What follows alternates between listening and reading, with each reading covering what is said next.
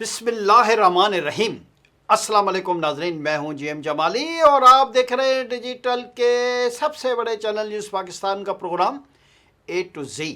ناظرین، وزارت قانون و انصاف کی وفاقی خصوصی عدالتوں کی کارکردگی سے متعلق دستاویزات سامنے آ گئیں۔ وزارت قانون و انصاف کی دستاویزات کے مطابق جنوری 2023 سے اب تک وفاقی عدالتوں میں کل 2,40,052 کیسز فائل ہوئے۔ ملک کی 170 وفاقی عدالتوں اور ٹریبیونلز میں کیس فلو مینجمنٹ سسٹم فعال کر دیا گیا ہے، جبکہ ان عدالتوں اور ٹریبیونلز میں اس وقت 1,24,944 کیسز زیر التوا ہیں۔ جنوری 2023 سے اب تک مجموعی طور پر 1,15,108 کیسز نمٹائے جا چکے ہیں۔ 39 فوجداری عدالتوں اور 14 جیلوں میں ویڈیو لنک کی سہولت فراہم کر دی گئی ہے۔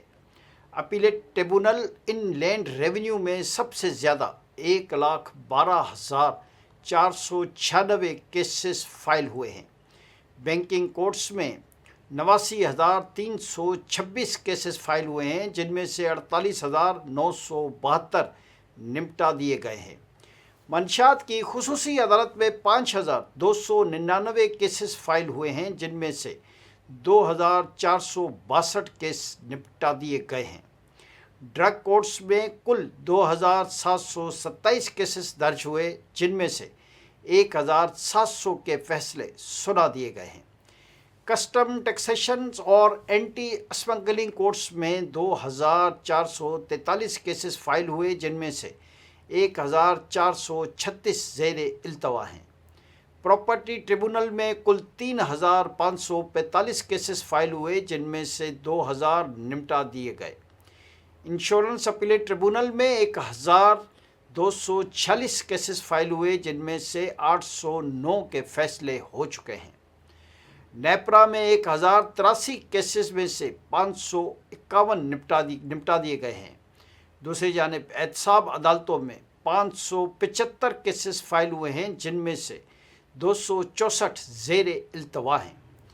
گیس یوٹیلیٹی کورٹ میں 571 کیسز میں سے 448 تاحال زیر التوا ہیں۔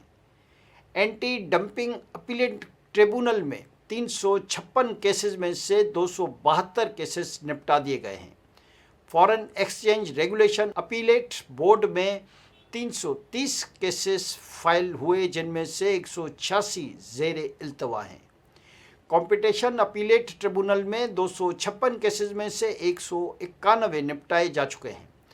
دستاویزات کے مطابق انسداد دہشت گردی عدالتوں میں کل 243 کیسز فائل ہوئے، جن میں سے 147 کے فیصلے سنائے گئے۔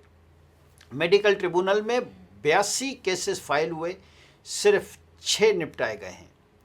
انوائرمنٹل پروٹیکشن ٹریبونل میں 78 کیسز میں سے 61 کے فیصلے سنا دیے گئے۔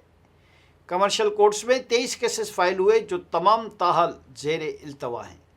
وزارت قانون و انصاف کی دستاویز میں یہ بھی بتایا گیا ہے کہ آفیشل سیکریٹ ایکٹ کوڈ میں 7 میں سے 5 کیسز نمٹا دیے گئے۔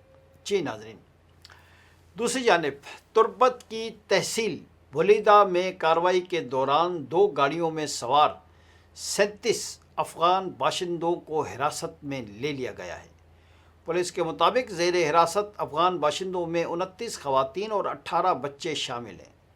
یہ افغان باشندے غیر قانونی طور پر ایران جانے کی کوشش کر رہے تھے۔ دریں اثنا ملک بھر میں غیر قانونی طور پر مقیم افغان شہریوں کی اسکریننگ، رہائشی ریکارڈ اور شناختی دستاویزات کی جانچ بار مرحلہ شروع کر دیا گیا ہے۔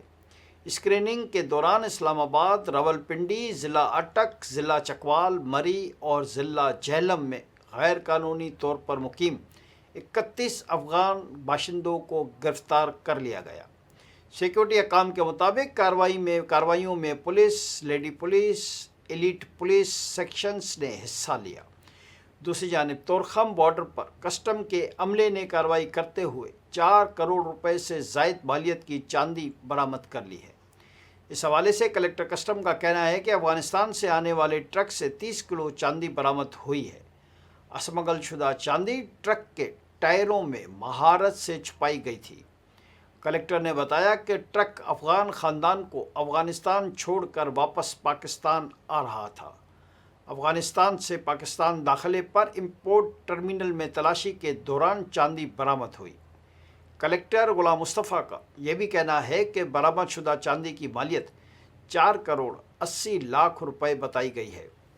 یاد رہے کہ ماضی میں افغانی سونے اور ڈالر کی اسمگلنگ میں بھی ملوث رہے ہیں، جس کی وجہ سے پاکستان کی معیشت کو ناقابل تلافی نقصان پہنچا ہے۔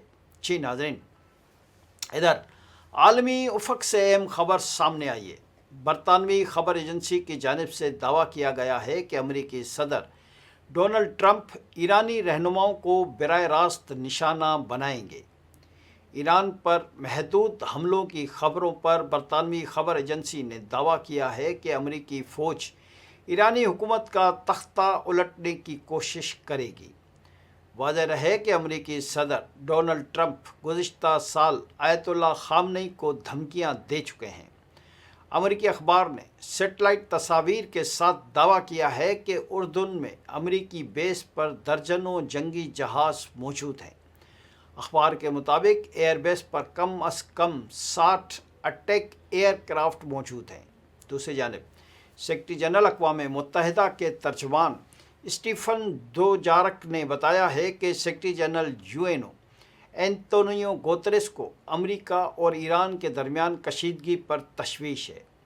غیر ملکی میڈیا کے مطابق سیکرٹری جنرل اینٹونیو گوتریس کے ترجمان اسٹیفن دوجارک نے صحافیوں سے گفتگو کرتے ہوئے کہا کہ مشرق وسطیٰ میں بڑھتی فوجی نقل و حرکت، جنگی مشقوں اور بحری موجودگی پر سیکرٹری جنرل کو شدید تشویش ہے۔ انہوں نے بتایا کہ خطے میں کشیدگی کے معاملے پر اقوام متحدہ کی جانب سے امریکہ اور ایران سے سفارتکاری کے ذریعے اختلافات حل کرنے کی اپیل کی گئی ہے۔ دوسری جانب ایران نے اقوام متحدہ کو لکھے گئے خط میں خبردار کیا ہے کہ کسی بھی جارحیت کی صورت میں وہ اپنے دفاع کا حق استعمال کرے گا، اس کے نتائج کی ذمہ داری امریکہ پر عائد ہوگی۔ اسی دوران ایرانی وزیر خارجہ عباس عراقچی کا کہنا ہے کہ سفارتکاری اور جنگ دونوں کے لیے تیار ہیں۔ آئندہ 2 سے 3 روز میں ممکنہ جوہری معاہدے کا ابتدائی مسودہ تیار کر لیں گے۔